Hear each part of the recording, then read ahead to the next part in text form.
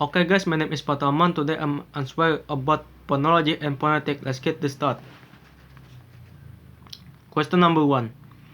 Phoneme is in any language we can identify a small number of regularly word sounds, vowel and consonant.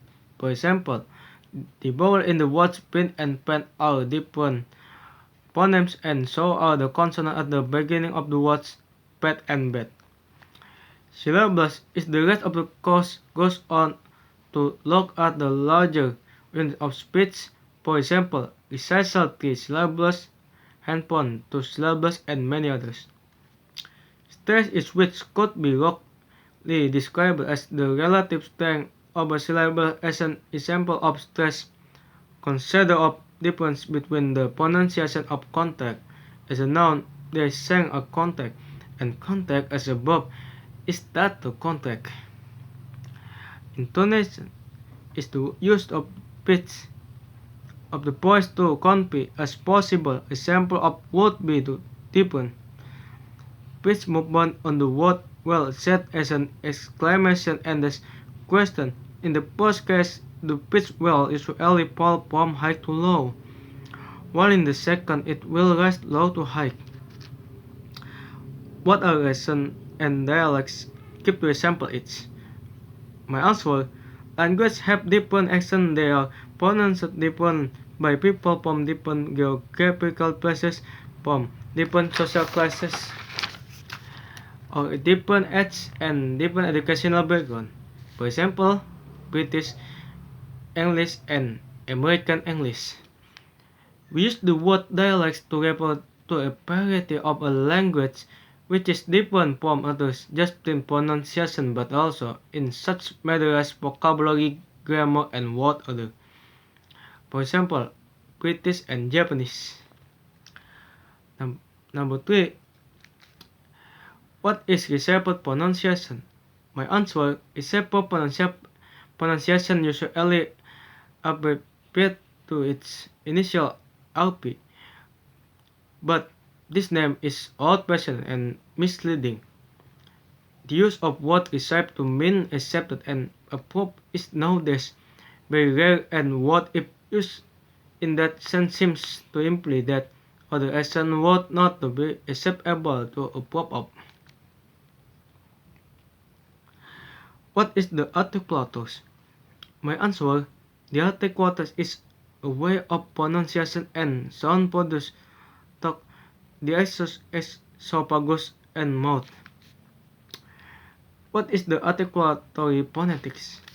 My answer: we have a large and complex set of muscles that can produce changes in the shape of the vocal tract, and in order to learn how the sounds of speech are produced, it is necessary to become familiar with the different parts of the vocal tract. These different parts of vocal are called articulators, and the study of them is called articulatory phonetics. Number 6. Explain the articulators. My answer: the pharynx is a tube which begins just above the larynx. It is about centimeters in the woman and about 8 centimeters in men, and stop and it is divided into two, one part being the oral cavity and the other being the beginning of the way through the nasal cavity. If you look in your mouth open, you can see the back of the pharynx. The soft palate of or palate is in the diaphragm is a position that allows air to pass through the mouth. Use is probably in that position now, but often in speech it is raised to that air cannot escape through the nose.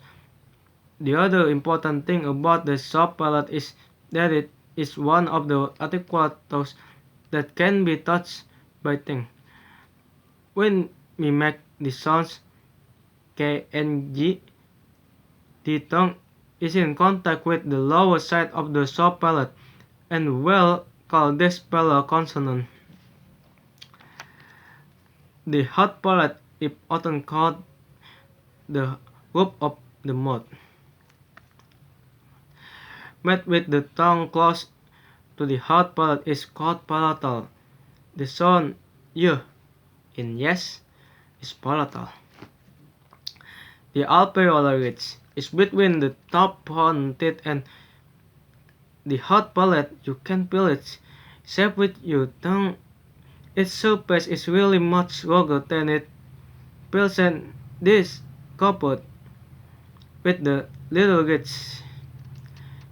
You can only see this if you have a mirror small enough to go inside your mouth, such as those used by dentists. Sounds made with the tongue touching here, such as the, the, and n, are called alveolar. The tongue is a very important articulator, and it can be moved into many different shapes. It is usual to divide the tongue into different parts. Though there are no clear dividing lines within each structure, the tongue on the larger scale with the part shown tip, breath, front, back, and root. The teeth, upper and lower, are usually shown in diagrams only. The front of the mouth immediately behind the lips.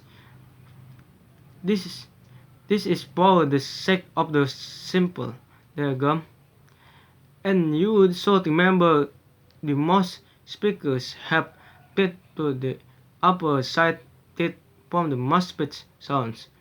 Sounds made with the thing touching the front teeth such as the and the are called dental. The lips important in speech. They can be pressed together when we produce the sound p and b. Brought into contact with the teeth as in p and f and b, or rounded to produce the lip shape for vowels like u sounds, in which the lips are in contact with each other, are called labiodental. Number 7. Explain the other articulators. My answer: the larynx could also be described as an articulatory, a very complex and independent one.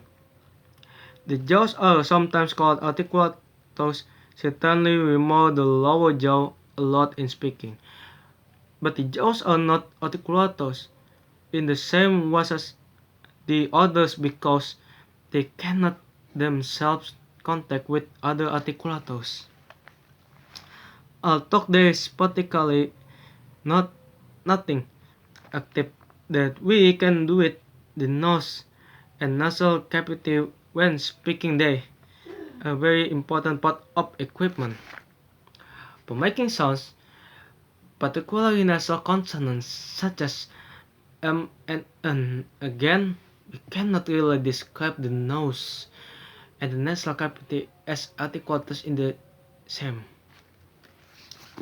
Number 8. What is the difference between vocal and consonant? My answer: if we say difference between vocal and consonant is a difference in the way that they are produced, there will inevitably be some case of uncertainty or disagreement. This is a problem that cannot be avoided. Number 9. Explain what to do open mid, close mid, and central back and quadrilateral mean. My answer: cardinal vowel number 1 has the symbol E and is defined as the vowel which is as close and as front as it is to make a vowel without obstructing the flow of air enough to produce friction noise. Friction noise is the hissing sound that one hears in consonant like so. Cardinal vowel number 5 has the A A. And this defined as the most open and back vowel that is possible to make.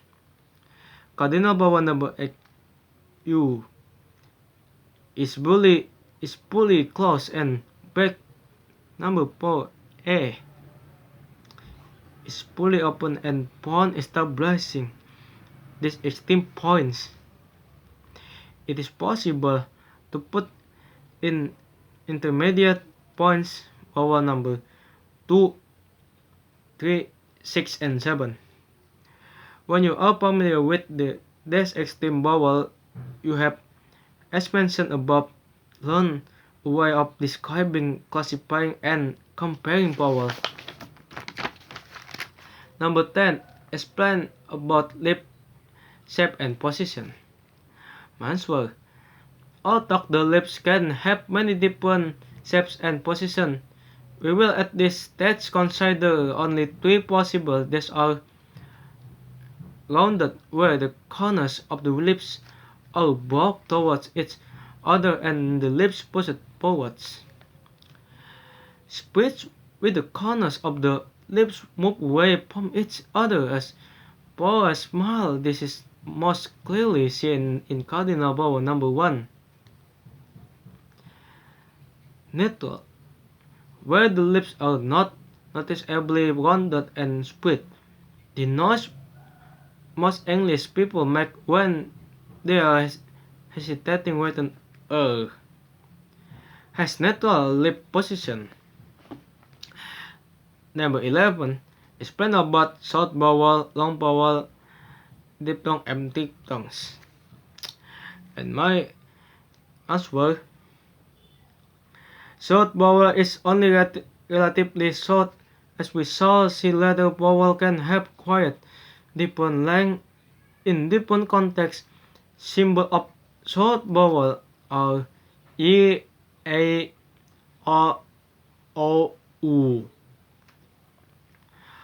Long vowel is the vowel tend to be longer than vowel in similar contexts because, as we shall see later, the length of the vowel English vowels sounds varies very much according to their context and the presence or absence of stress. Diphthong is sound which consists of movement or glide from one vowel. Described about the symbol of diphthong is centering diphthong ia, ua, e. Closed diphthong a, au, au. Diphthong is the most complex English sound of the vowel type and the glide one vowel to another, then to a third, all produced rapidly and without interruption. The symbol of diphthong is A plus A is aya. I plus A, aya. Oi plus A, oya. Au plus A, aua. Au plus A, aua. Thank you for your kind attention and goodbye, guys.